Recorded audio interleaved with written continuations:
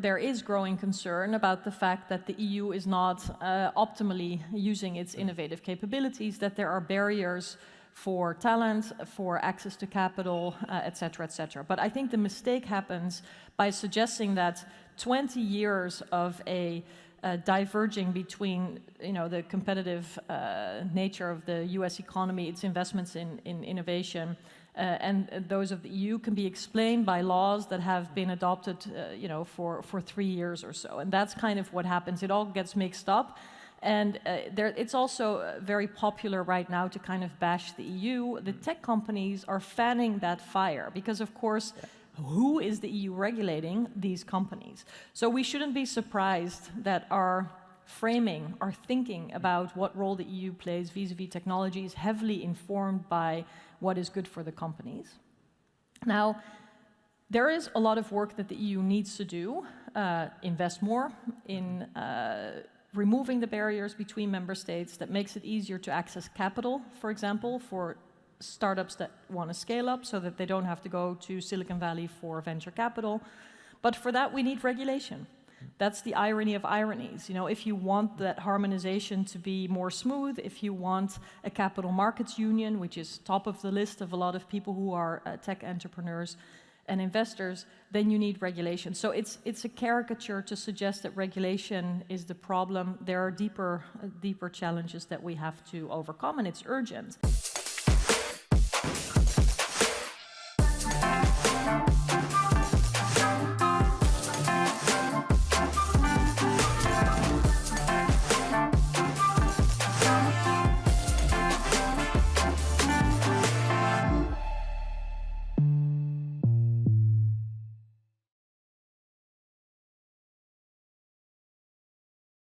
Thank you, Merietje, for joining us today. Merietje, you were a former member of the European Parliament. Now you are a non-resident fellow at Stanford University Cyber Policy Center and Institute for Human-Centered Artificial Intelligence. You had a column on the FT. You read a lot of books. And we start from your latest. And you are involved into I would say, the interaction between policies and technology. That's basically what is at the center of your work. Your latest book is called The Tech Coup. I would like to ask if we can show the cover. It's coming at the end in Italy, right? Yes, I'm super excited that Italians will be able to read it in Italian, which of course I didn't write, but somebody's translating it. If you want to read now or after this interview, you can find at the library here at the venue. The title is The Tech Coup: How to Save Democracy from Silicon Valley. You released in 2024, and then the beginning of this year, the 20th of January, something happened. There is a picture I want to show to you and to the public, because when we say save the democracy from Silicon Valley, then happens that the 20th of January, if you can show from the technician part the picture of the oligarchs. I don't want to take the surprise, but in the end, I would like to introduce what we like to show to our audience is basically the inauguration day when Mark Zuckerberg, Sundar Pichai, Lawrence Sanchez, Elon Musk take part to one of the most important days for the US democracy. So it's too late. Did Silicon Valley already conquer the Capitol Hill? So indeed, Silicon Valley and tech CEOs have amassed more and more power, and it's very dangerous for democracy, for the rule of law, because this is power without a mandate, without transparency, without proportionate countervailing powers and accountability. And those are the core ingredients of having a rule of law-based society. But for a lot of people, the picture that we just saw, the CEOs in the front row of Donald Trump's inauguration, Musk being put in a sort of special position to destroy the US government in the name of efficiency, really made clear what a tech coup looks like. It's so explicit now that it's hard to deny that there's a big problem with so much power merging between state politics and corporations, and real questions out there: who is really steering whom? When we get foreign policy, for example, when J.D. Vance attacks the European Union, accuses us of censoring or scolds us for trying to put up guardrails around AI as a very impactful technology through the AI Act. Is he talking from the US administration's part, or is he doing the talking points for the Musks of this world? Because when he threatened with security guarantees for the EU through NATO, he said, if Europeans dare to regulate one of Elon Musk's companies, the US might reconsider its security guarantees. I mean, he was sort of doubling as a lobbyist for X. And so this conflict of interest, this merging and alliance building is going further and further. Last week we could read how executives from OpenAI, from Meta, and from Palantir, 3 US tech and AI companies, have joined the US Army. And so, you know, on the one hand, we now cannot deny that there's an issue. On the other hand, I want to emphasize that the tech coup is a systemic problem. It's not about these lead figures only. It's really about the power that these companies alone, but also in ecosystems really have, which is often invisible. It's often not through pictures that we see, you know, where companies stand, what their true motives are, where their geopolitical alliances and aspirations are. And so I think it's important to understand that the tech coup is a systemic problem that manifests in invisible but also in non-visible ways, and that even if Elon Musk has now been, you know, divorced from the initial honeymoon with Trump, that the problem has not gone away. Speaking about Musk, Trump, and the Doge, we listened from Leah some of the inside job of Wired on this very dramatic and crucial part of the takeover of Trump over the administration. I would like you to understand your take on the role of Doge, the department, especially the role of data that they can access. Right. Well, first of all, let me just stress the incredible work that Wired has done under Leah's leadership. You know, breaking incredible stories, yes, that is worth an applause. Because she said we're not in the world to make people our fans, but you know, it's good to know that also in Europe, Wired and the political reporting team have enormous fans, because you know, it recognizes where power is concentrating, but it has not really been reported as such thus far. You know, I think a lot of media have been playing catch up, but Wired was right there, and I think that that's critical.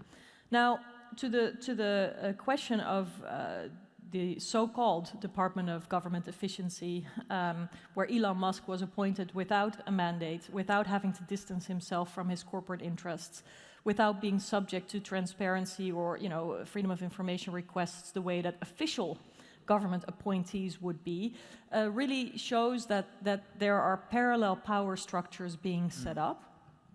And indeed, this means that a very powerful businessman with a portfolio of companies that both have contracts with the US government but are also subject to investigations or oversight processes by the US government has, you know, a cluster of conflicts of interest right there. And access to data is probably one of the more sensitive questions, because remember, it was Elon Musk that was warning for the power of AI, urging regulation, but only a few days later launched his own AI company, XAI. And so for him to have access to data has a number of potential conflicts of interest. He can use it for his companies, he can use it for insights about the oversight on his companies, he can use it to understand better where, you know, his contracts might fit or might be in jeopardy. So this is really the kind of access that you want to be very, very careful about, that you don't want to have centralized, for example, that you don't want anyone who's not authorized to see.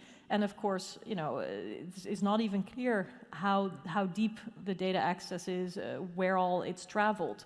But it's obviously a sort of historic development in its outrageousness. Let's move from the US to the EU.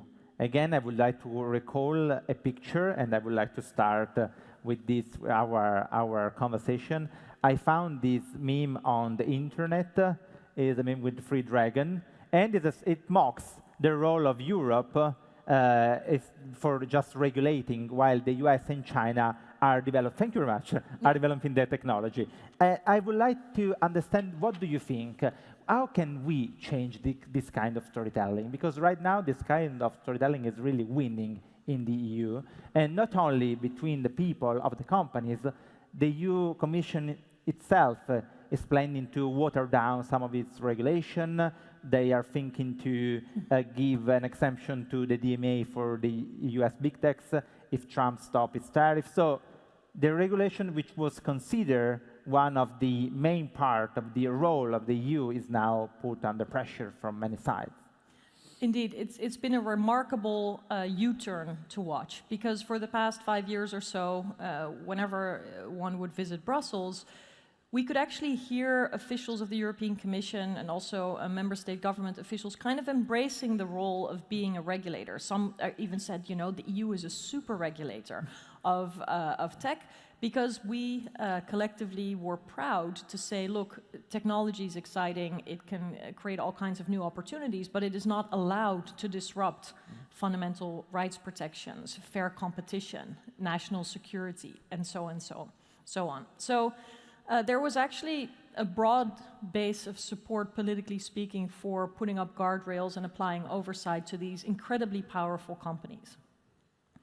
At the same time, there is growing concern about the fact that the EU is not optimally using its innovative capabilities, that there are barriers for talent, for access to capital, et cetera, et cetera. But I think the mistake happens by suggesting that 20 years of a diverging between, you know, the competitive nature of the US economy, its investments in innovation, and those of the EU can be explained by laws that have been adopted, you know, for 3 years or so. And that's kind of what happens. It all gets mixed up.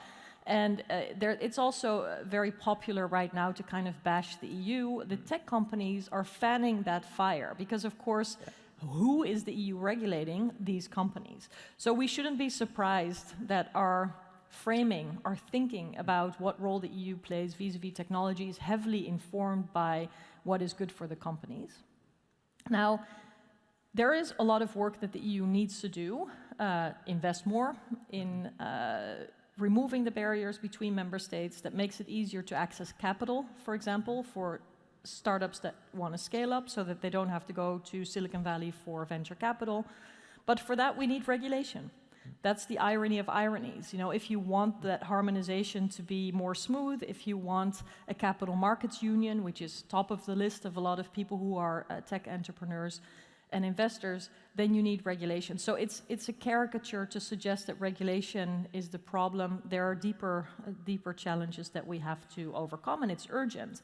But I also think that right now, there's a new layer to this challenge that is creating an opening and a real opportunity, even though it comes from a dark place, which is that our collective tech dependence on US companies, which is almost 100%, the Microsofts of this world, the Googles of this world, the AWSs of this world, and so on, it has to end. If we don't want others to make our money, right? Our taxpayer money to contribute to the shareholder values of Silicon Valley companies, then we need to invest it in Europe. And procurement is a key lever for that. So government purchases of technology are key. Governments can give the right example of how we believe we can safely use technology, how we can make sure it's transparent enough and falls within the EU's jurisdiction.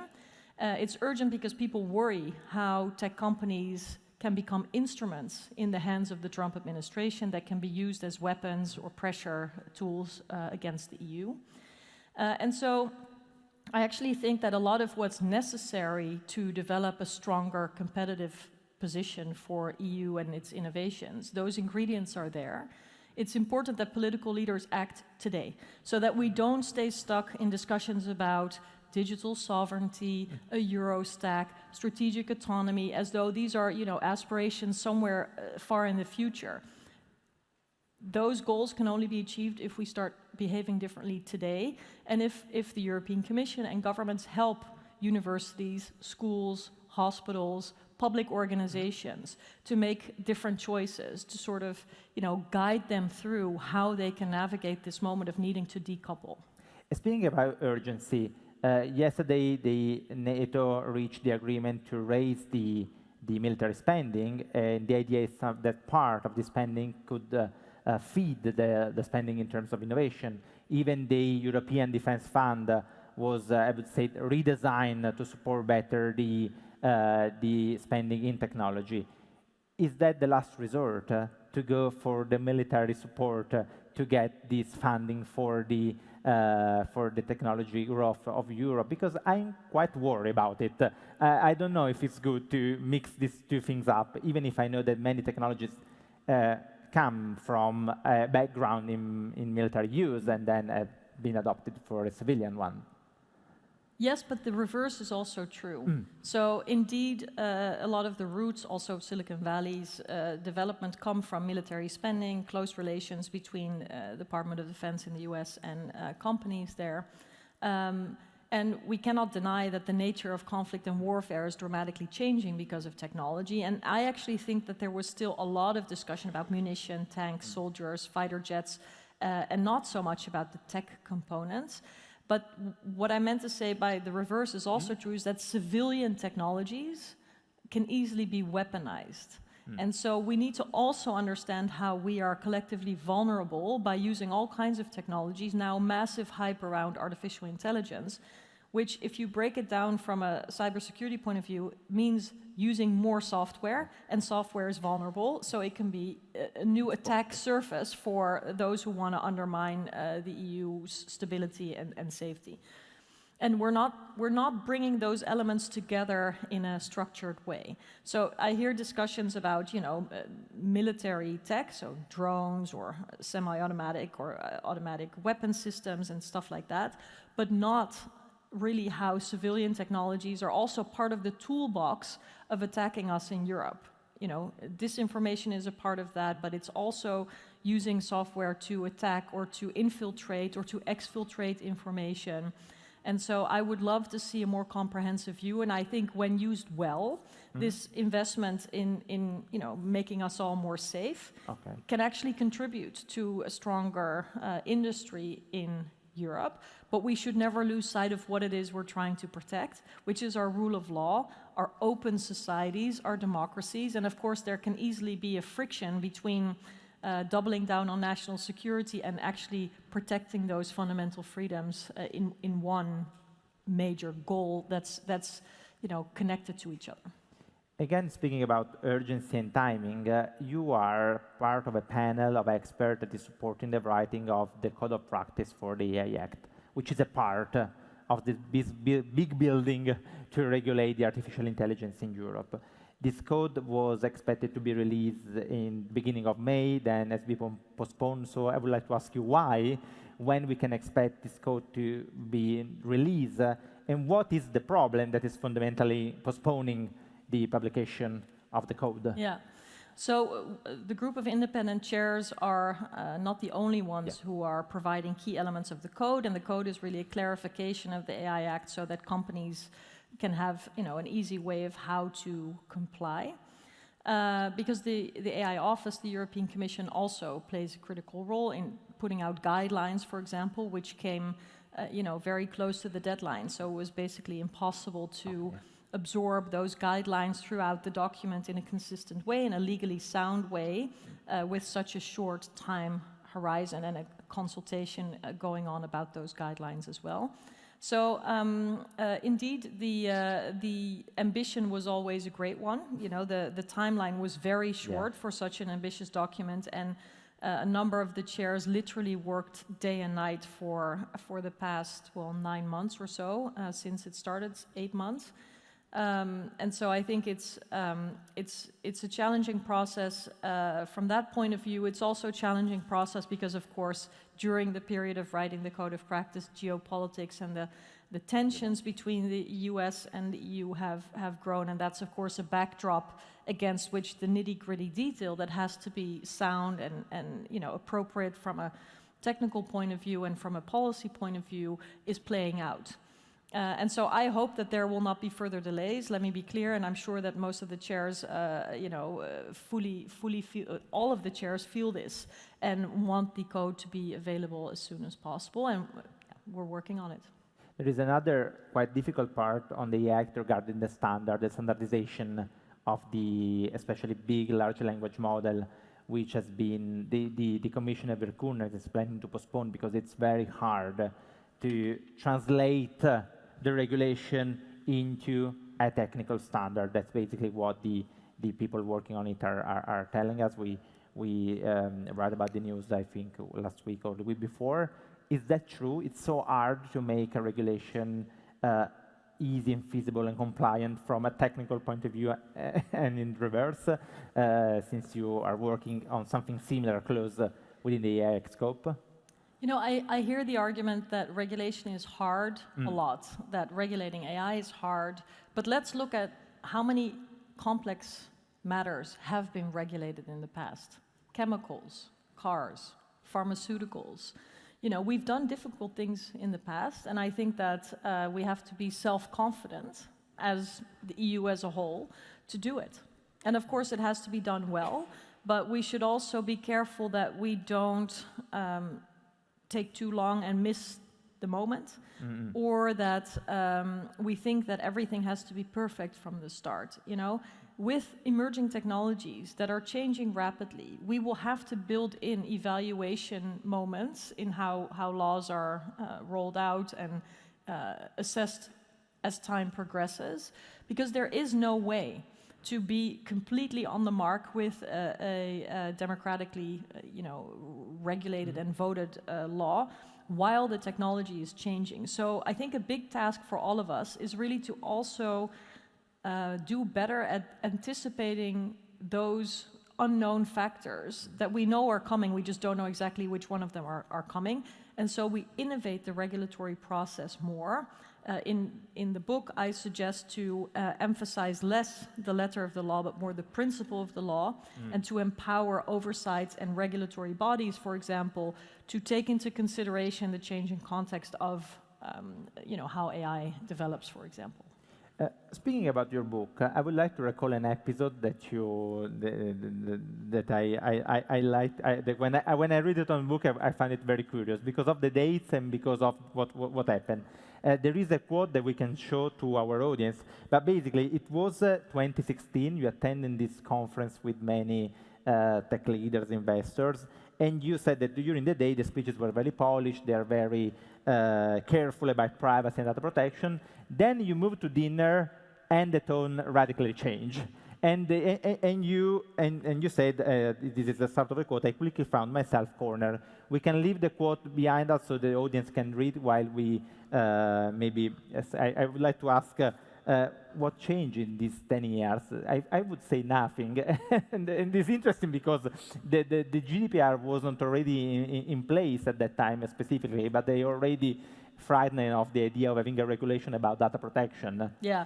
Well, I mean, the general data protection regulation was in the pipeline at the moment of meeting, so 2016 was probably sort of peak tech optimism. You know, the tech companies were still very, very self-confident. There was indeed not a whole lot of regulation, and I think the weight of European rules and enforcement had not quite descended on Silicon Valley yet. But they knew that there was more sensitivity about, endless data collection, having no data protection laws, such as, the federal government doesn't have in the United States. And so I think there was just I was one of the only Europeans among groups of CEOs and other very senior officials from the biggest tech companies, essentially. And this is a typical tone that one can still hear in Silicon Valley, like, oh, those Europeans, they're very emotional about human rights, maybe they need to drink some water. While we should actually take the protection of these core rights and freedoms in our societies the most seriously.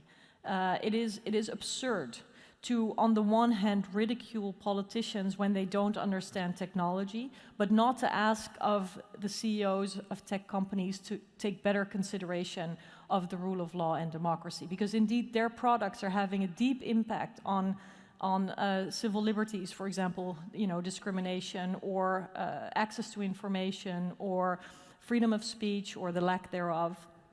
curation of information, facilitating manipulation, whether it's fraud or whether it's crime or whether it's disinformation.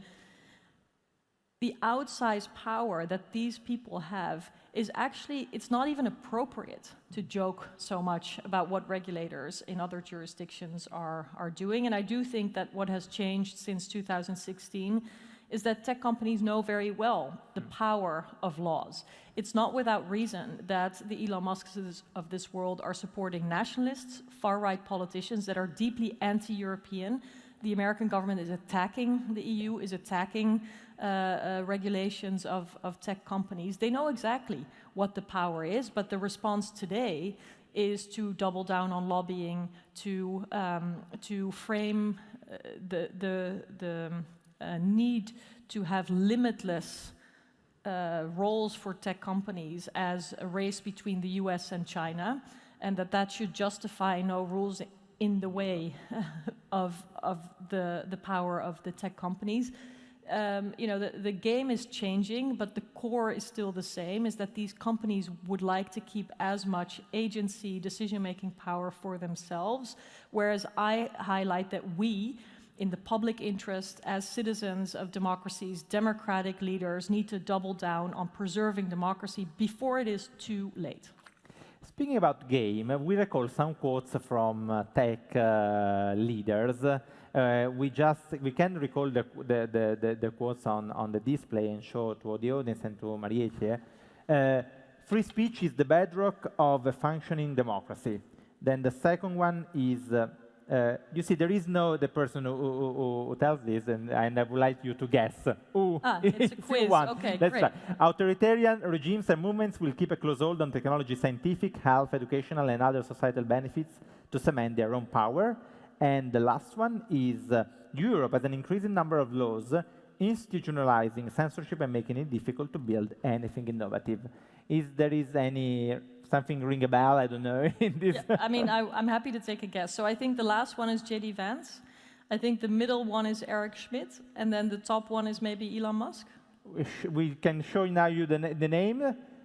You are not correct, but they are also unfortunately. But this is interesting. That it could be anyone really. Yeah. No. But it's interesting how you recall the quotes and who are the people that tell it.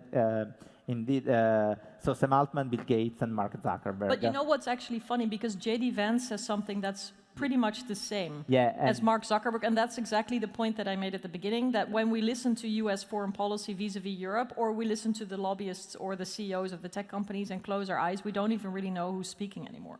And this is interesting, and I totally agree, because the quote from Mark Zuckerberg comes from the video he released in January when he announced the stop of the fact-checking and the introduction of the notes. So this is a quote from that video, which totally endorsed the Trump policy and reject the policies from the EU and from the DSA.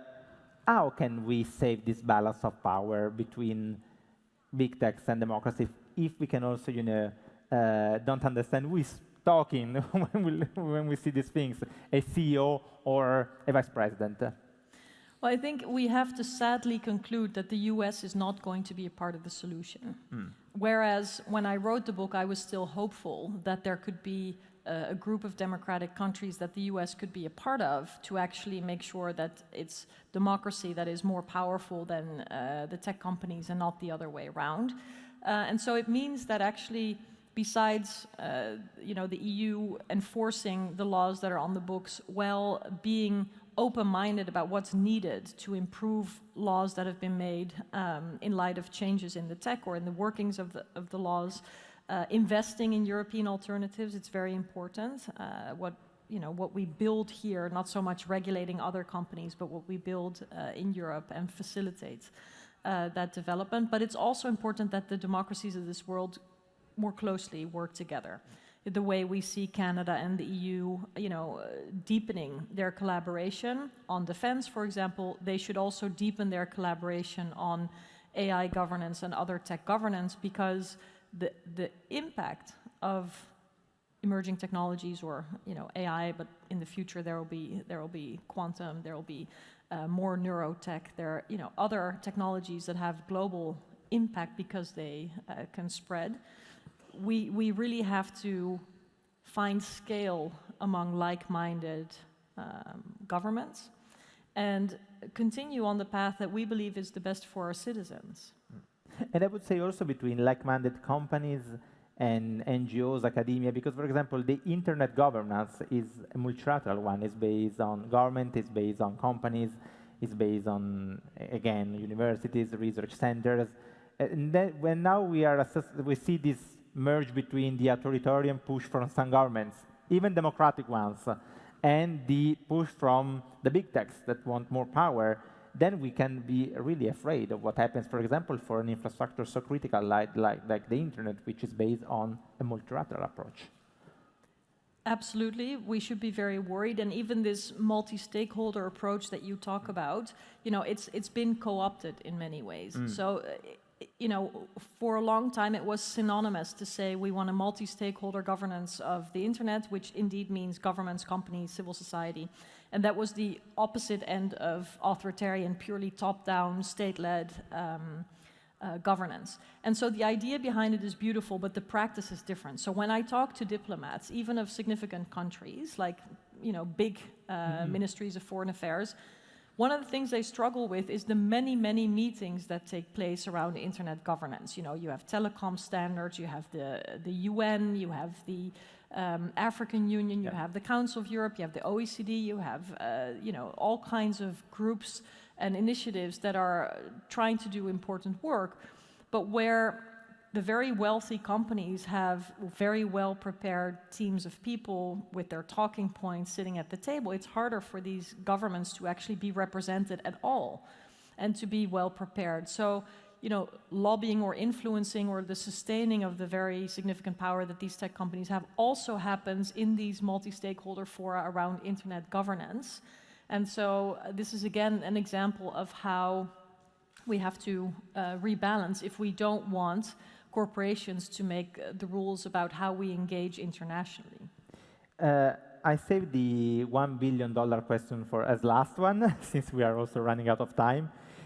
Merietje, if you can turn back time and go back to the starting of the digital age, when all this business started, when all these infrastructure were born, what would you do to prevent what we are seeing right now? A single thing, a thing that you think could be a sort of game changer to prevent the slippery slope that now we are looking at. Yeah, well, I think what has happened for too long is that all of us were mesmerized by the story of opportunity that came out of Silicon Valley. Remember, tech was going to lift up the unheard voices. It was going to democratize the world. When Russia invaded Ukraine and started that war, we heard the CEO of Palantir saying that Ukraine would win the war thanks to its technologies. Huge promises, right? Didn't materialize. And we were all so, excited about the potential of the internet that we didn't see that companies very quickly took over, that they are not the same as the open internet, of course, they are living on top of it.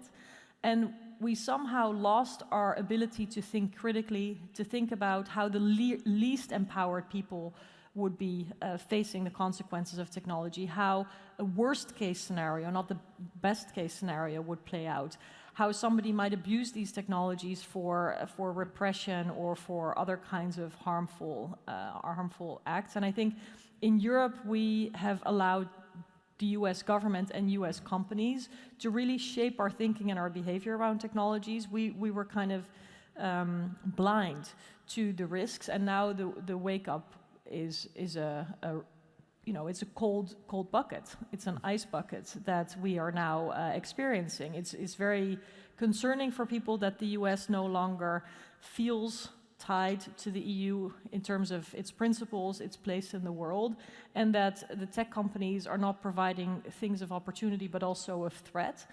But ultimately, I think this wake-up call is overdue. It's happening now.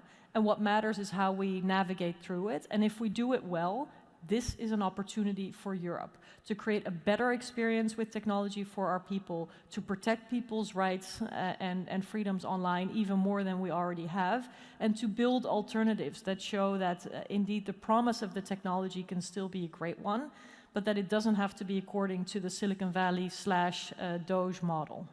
There is a question from the audience. I recall to show on the display so we can ask to Merietje.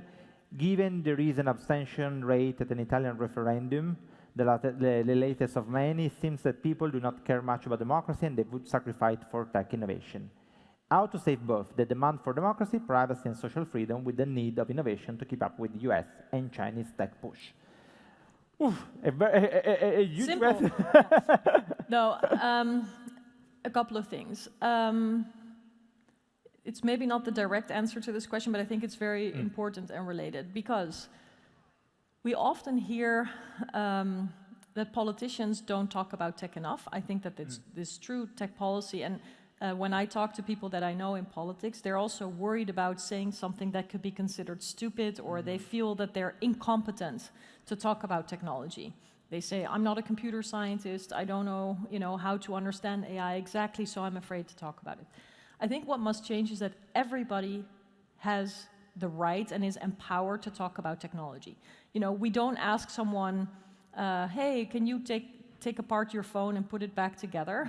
We're actually using it every day. We have thoughts about how good or bad it is for our kids, how good or bad it is for ourselves, what we do and do not want to happen with our data, how we want technology to play a role in our lives. So I think we need to politicize tech policy instead of trying to make it a sort of expert competition, which nobody can win except for a handful of people, and they're probably hired by the tech companies.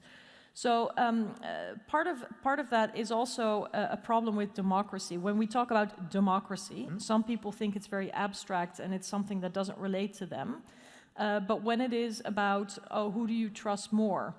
Someone that you can vote for and you can vote out of office, or somebody that has multiple billions, wants more billions, and wants to have a greater say in your life, I think people feel that intuitively very well. I don't know the details of the referendum in Italy. It's unfortunate that people didn't vote, because voting is a sacred right. But sometimes, and I fear that this is the moment where we don't know what we've got till it's gone. And that's the same with the wake-up call that we've had with the marriage of convenience between the tech leaders and American politics. We're now seeing what it is. We need to act upon it. The crisis of our democratic system is complete. We've seen 20 years of democratic decline. I hope that people feel that it's important for everybody, whether you like the government or hate the government, whether it's about yourself or your neighbor, whether it's about now or your kids' lives. There is so much at stake. So, I would love to talk to the people who didn't vote, and hopefully there will be an opportunity sometime. Merietje, thank you very much. The Tech Coup at the venue and soon also in Italian. Thank you for joining the big interview. Thank you very much. So much.